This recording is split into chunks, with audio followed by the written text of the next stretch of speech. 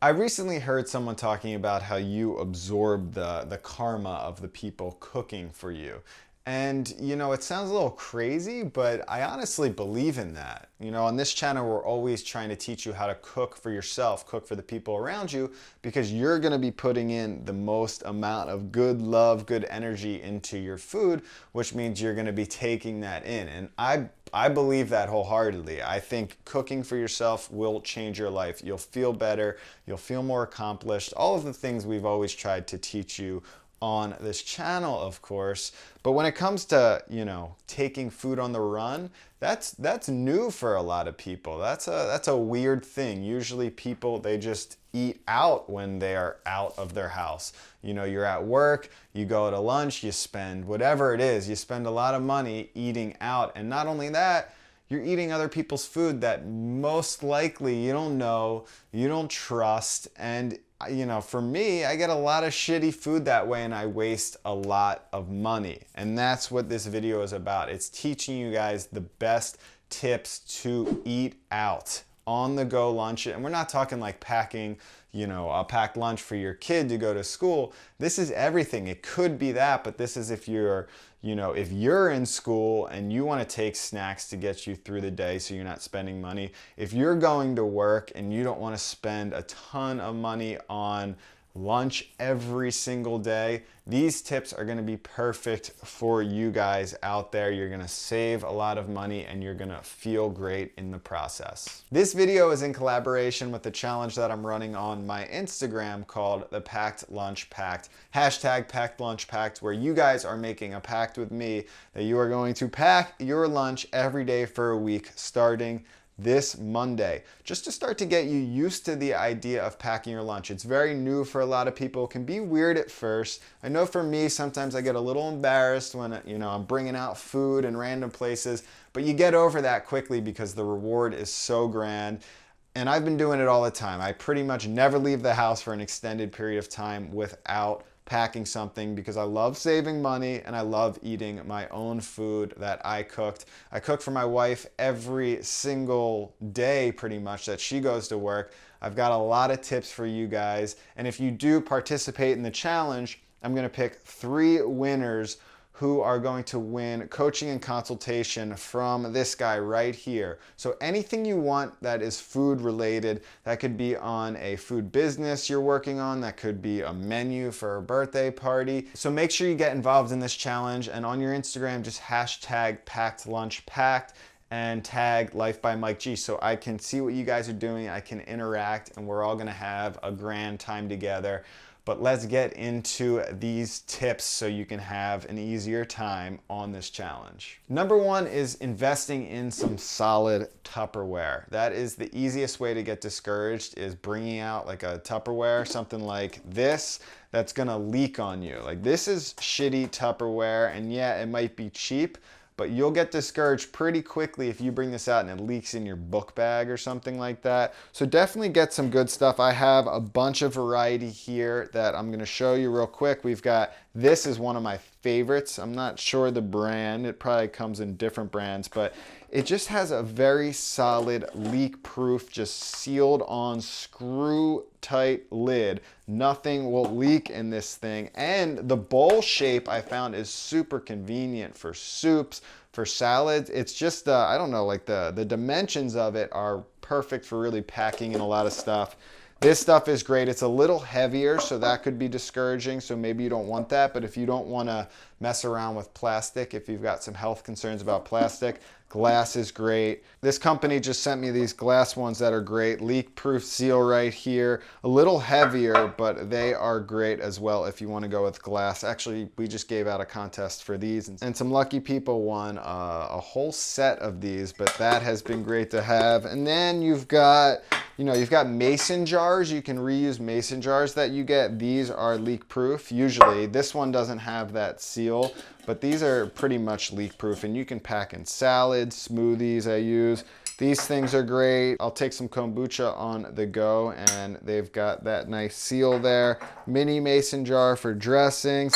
I buy this yogurt that comes in here, and I just save these, and I pack all types of stuff, bone broth, whatever. And then these are pretty cool, these Go Stacks. I use these for dressings all the time. So yeah, make sure you invest in good Tupperware so you don't get discouraged. Number 2 is packing your food efficiently. That is so important because you don't want to have these huge Tupperwares that have just a little bit of food, because you need to be efficient with your space when you're on the go.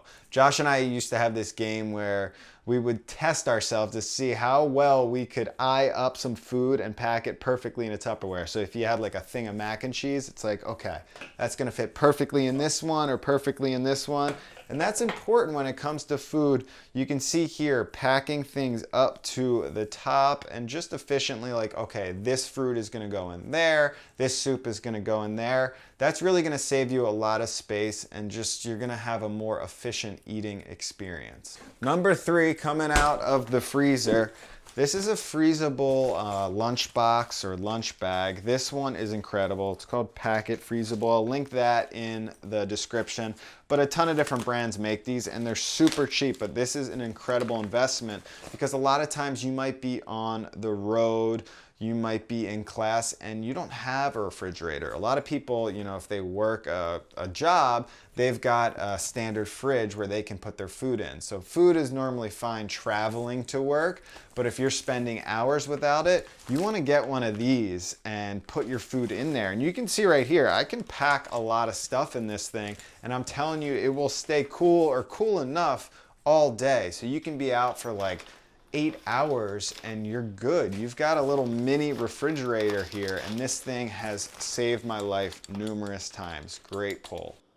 Number 4 is packing food that won't actually break down or wilt on you so easily, which is very important, because when it comes to lunch, when you're on the go, when you're at work, whatever it is, a lot of people like eating salads. It's the middle of the day, you want something light.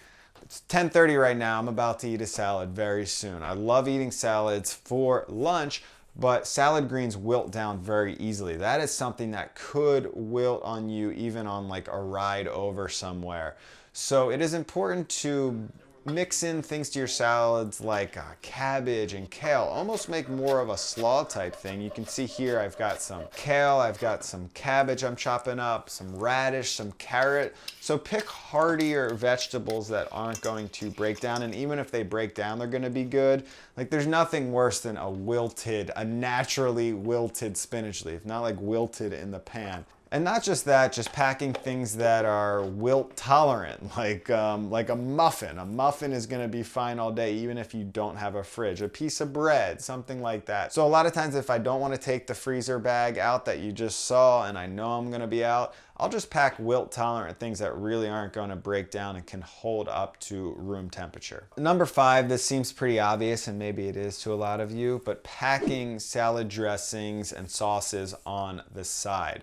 So sauces and salad dressings are going to start to break down food, especially if you don't have refrigeration right away. So finding little Tupperwares just like these guys, or little mason jar, or these Go Stacks that I showed you, these are clutch. I pack the salad dressing in there, and then I'll put the salad dressing inside the Tupperware with the salad greens, so you know it's not gonna leak, you're fine, you're good to go. And that comes with sauces too. Maybe you have, I don't know, you've got a stir fry, and maybe you've got some, sriracha or something like that. Just pack a little sauce on the side and you're good to go. It won't really make your food so soggy, and it's just a good tip to keep everything nice and fresh.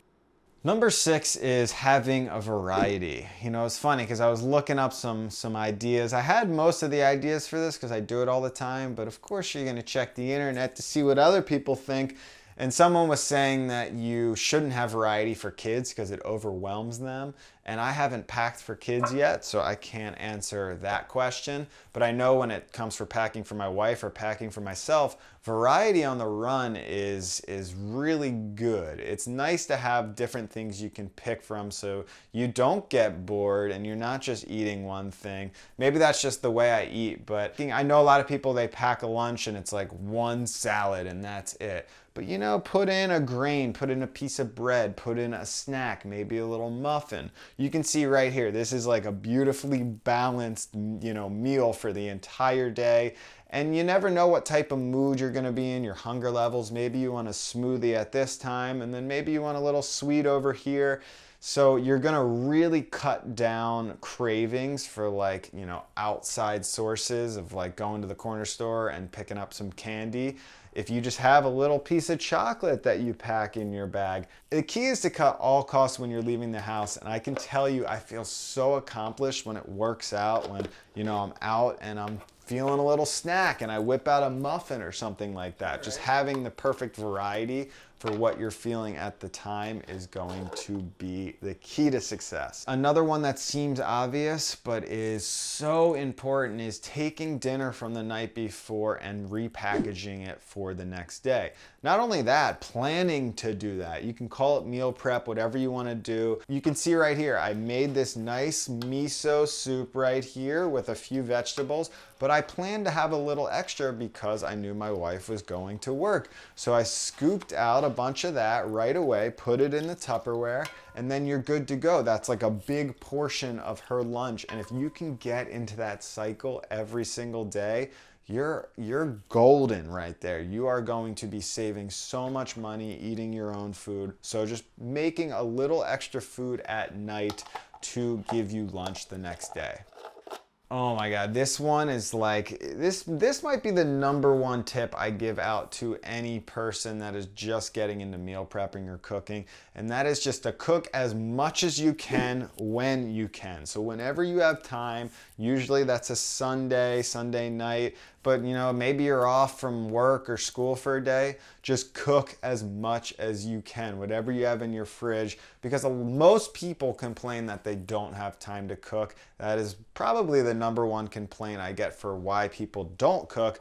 So if you just take whatever's in your fridge, whatever's in your pantry, if you have like quinoa, just cook it all. Just not cook it all, but just cook a bunch of it, and then you can start repurposing that throughout the week. So things like rice, like that's gonna last some time. So if you just cook a thing of rice, you can throw that in a salad. Maybe you just stir fry vegetables.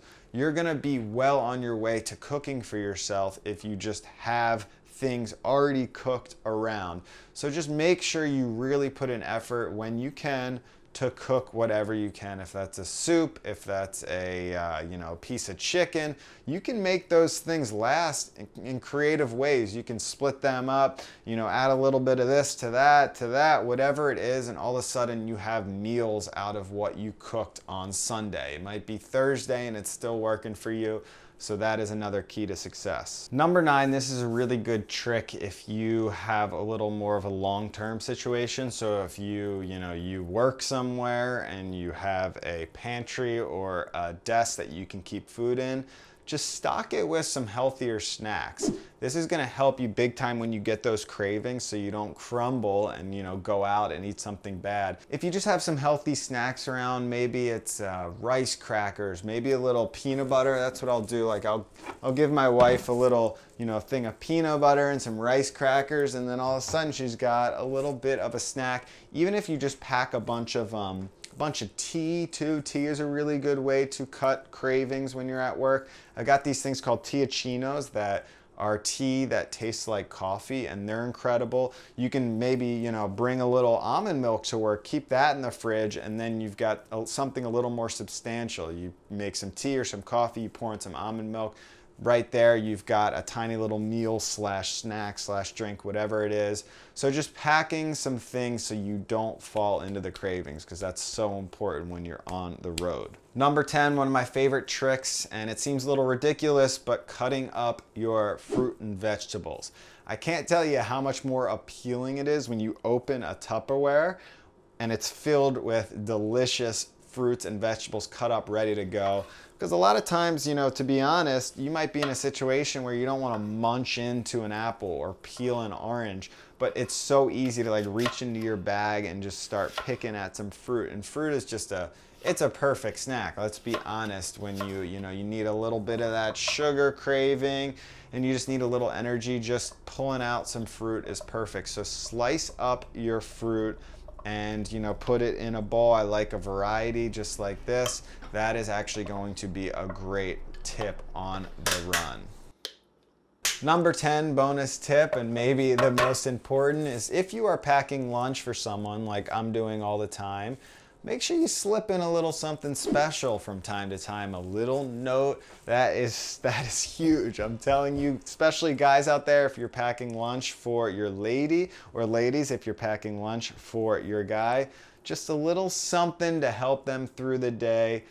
You're gonna get some bonus points and everything's gonna be better in your life. Those are my top 10. I hope those helped you, especially for this challenge. I wanna see you guys in the challenge. I wanna be interacting with you, so head over to Life by Mike G and take part in this challenge. All you have to do is, on Monday we're starting. Every day, if you actually want to win the challenge, you need to post every day, packed lunch packed, hashtag, tag Life by Mike G. You get a chance to win a free consulting session with me, coaching session on anything food related. If you don't want to actually win the challenge, you can just post, you know, 1 day, 2 days, whatever it is, just for some inspiration to other people, to yourself.